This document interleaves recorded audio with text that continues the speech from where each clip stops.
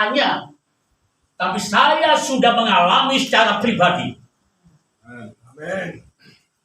Saya sudah mengalami bahwa benar-benar kuasa Allah tidak pernah berubah. Dulu, sekarang, bahkan sampai selama-lama. Itu yang kami alami. Oh, haleluya. Jadi bukan katanya lagi. Sesudah saya mengalami demikian, sudah, saya baru sadar, oh ya Tuhan, terima kasih. Engkau melengkapi saya untuk kami melayani pekerjaan-Mu yang ada. Dan sesudah kami sudah mengalami saudara sakit kesempatan demikian, grafik dalam pelayanan kami saudara itu menanjak. Saudara, baik jiwa-jiwa kami layani saudara itu setiap minggu terus bisa bertambah sampai bisa beli tanah yang ditaruh itu, sampai bisa membangun pastori, membangun gereja yang ada, yang akan Yerusalem saudara. Itu grafik sesudah saya mengalami mujizat yang daripada Tuhan. Di balik masalah yang ada, mujizat Tuhan tetap terjadi dengan baik. Ini oleh Bapak Ibu yang perlu kami kasih dalam Tuhan. Jadi sudah sekali lagi dalam firman yang daripada Tuhan saudara, dari saudara kehidupan kita ini harus menjadi berkat di dalam setiap perkataan. Dari perkataan kita harus bisa menjadi berkat bagi setiap orang yang ada. Dan biarlah jangan keluar dari mulut kita satu perkataan yang keluar dari mulut kita. Ya sudah, di dalam Efesus pasal keempat, saya minta Pak Markus membaca dengan keras. Efesus 4 ayat yang ke-29. Efesus pasal keempat yang ke-29. Ya, silakan berdiri. Efesus 4 ayat 29. Janganlah ada perkataan kotor keluar dari mulutmu, tetapi pakailah perkataan yang baik untuk membangun, di mana perlu supaya mereka yang mendengarnya beroleh kasih karunia. Amin. Jangan kamu biarkan yang keluar perkataan yang kotor dari mulutmu. Tapi perkataan kita ini saudara bisa menjadi atau membangun, bisa menjadi berkat, bisa menguatkan, meneguhkan, mendorong saudara. Dimanapun kita berada. Ini yang saudara harus kita akui bersama-sama saudara. Karena apa saudara? Dari perkataan yang kita saudara, yang kita keluarkan saudara, itu adalah memancarkan keberadaan kehidupan kita. Memancarkan kehidupan kita. Saudara, sedangkan kehidupan kita adalah pemimpin-pemimpin di dalam jemaat yang ada. Lihat gembala ini ngomongnya tidak benar. Jemaat ya apa kira-kira.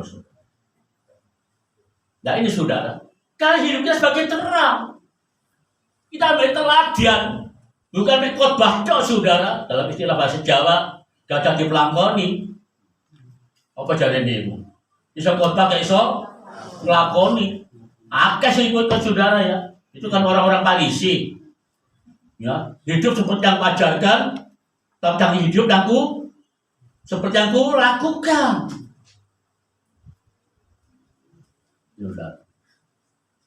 Nah ini Bapak Ibu yang perlu kita perhatikan bersama-sama saudara. Jangan ada perkataan yang kotor yang keluar dari mulutmu. Sambung lagi, siapa yang cepat ya? Titus 1 ayat 7 dan 9. Titus pasal 1 ayat 7 sampai 9.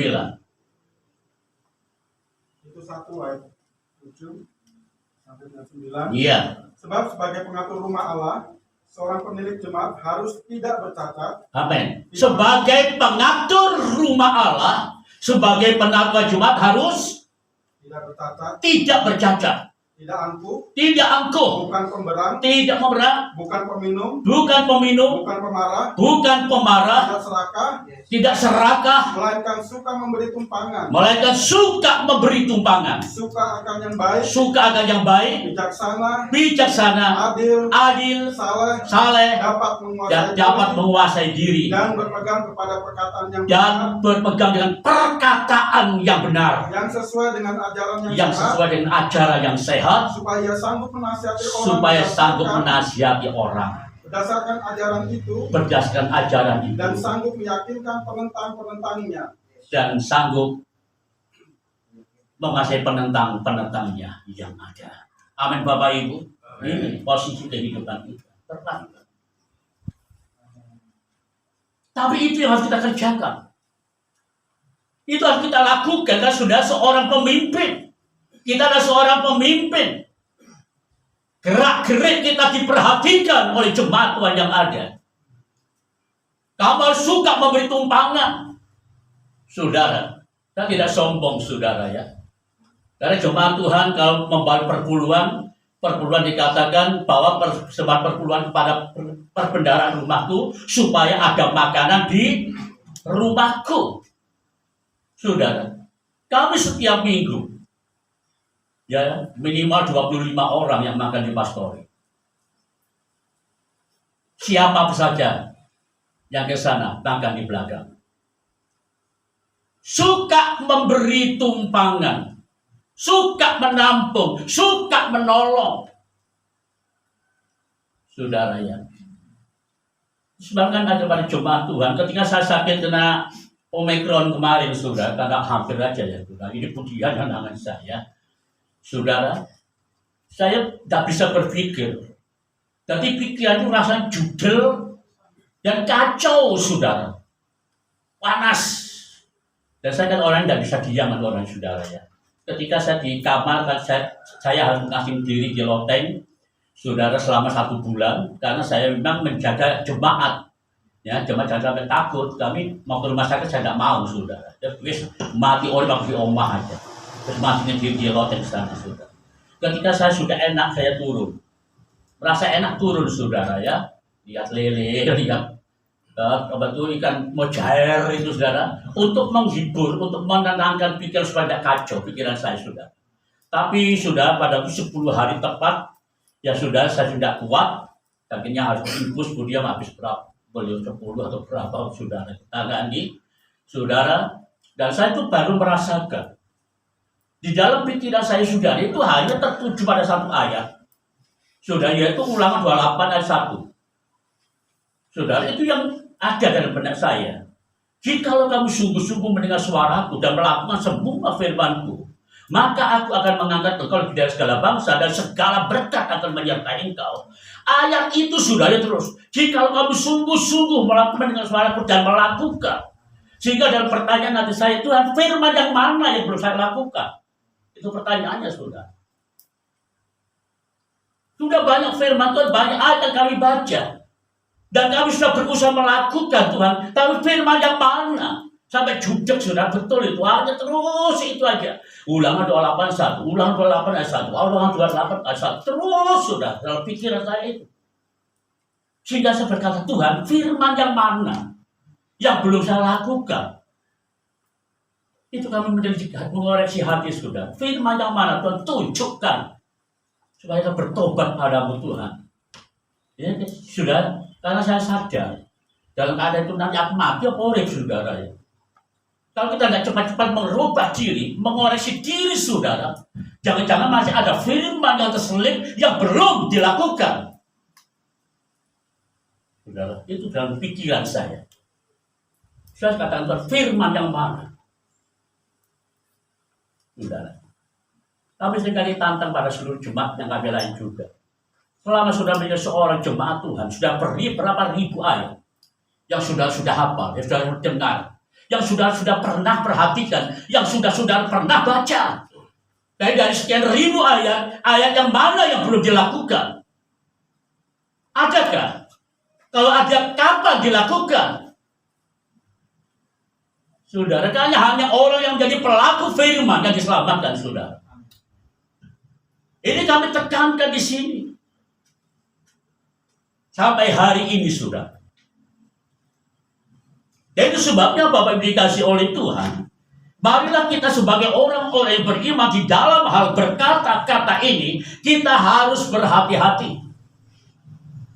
Saudara harus berhati-hati. Karena saudara sadar pemimpin-pemimpin di dalam jemaat Tuhan.